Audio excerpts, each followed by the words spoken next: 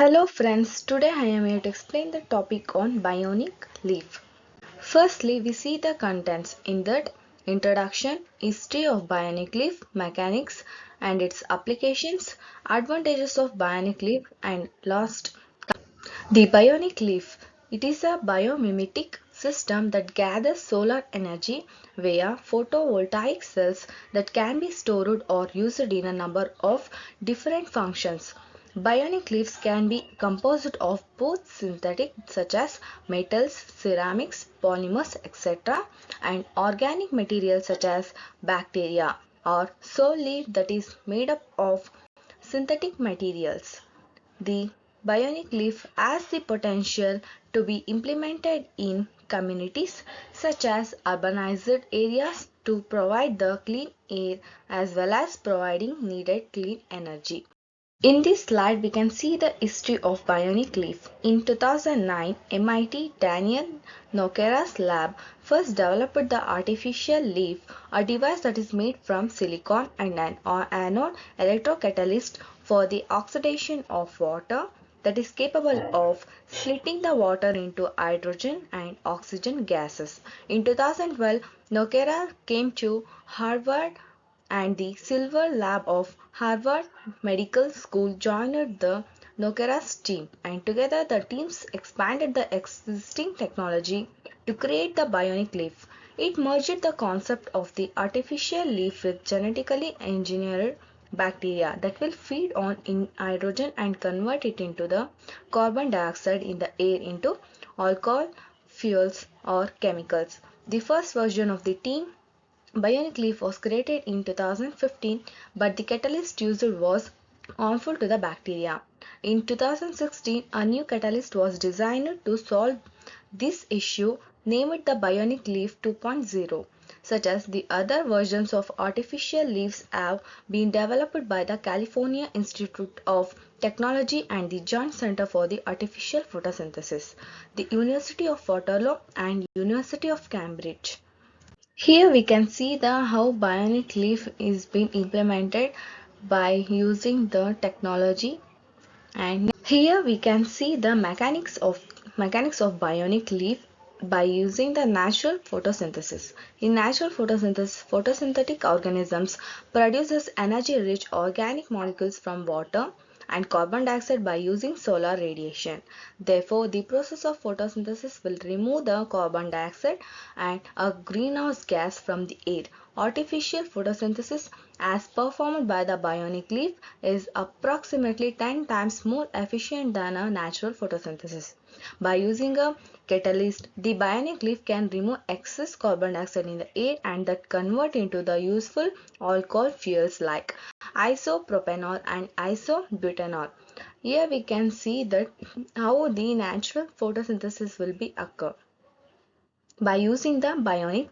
Further, the bionic leaf can be used in artificial photosynthetic system. One such system is a hybrid water splitting biosynthetic system that can operate at low driving voltages, and thus the catalyst system of the bionic leaf is used in the conjunction with Bacterium Ralstonia eutropha. The bacterium is grown in contact with the catalyst and then consumes the produced hydrogen gas, that is H2, from the water splitting reaction. After consumption, the bacterium synthesizes the biomass and fuels or chemicals that products from low carbon dioxide CO2 concentration in the presence of oxygen, that is O2. The usage of the bacterium requires a biocompatible catalyst system that is not toxic to the bacterium and that lowers the over potential for water splitting.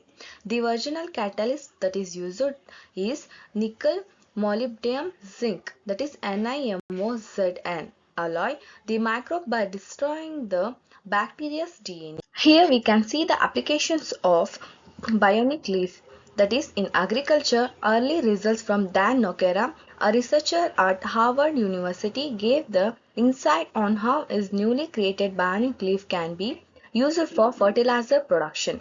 This new bionic leaf uses the photovoltaic cells in conjunction with the Xanthobacter autotrophicus bacteria to create a plastic called polyhydroxybutyrate, that is THP.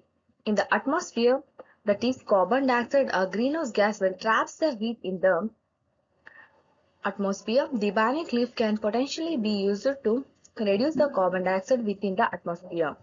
While the bionic leaf is running, will mimics the photosynthesis by converting the carbon dioxide in air into the fuels.